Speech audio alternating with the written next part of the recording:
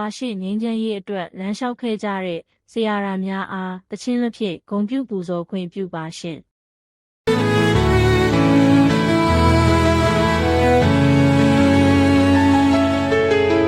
မင်္ဂလာပါခင်ဗျာမြန်မာနိုင်ငံမှာ Walk for Peace ဆရာတော်များအားကြောပါတယ်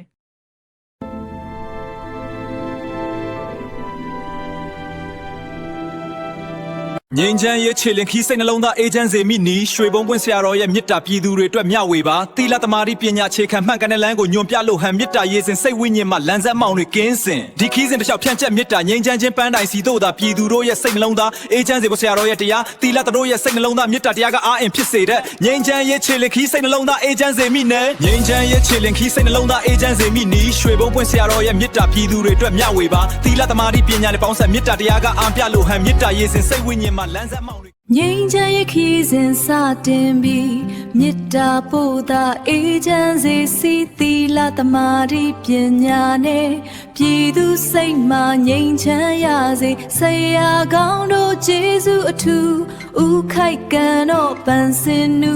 အမေရိကန်သရီလင်္ကာဝိုင်းဝန်းကူညီမိတ်ဆွေများကိုယ်စိတ်နှဖျားချမ်းမှချမ်းသာမေတ္တာပို့သာအစဉ်သာတာ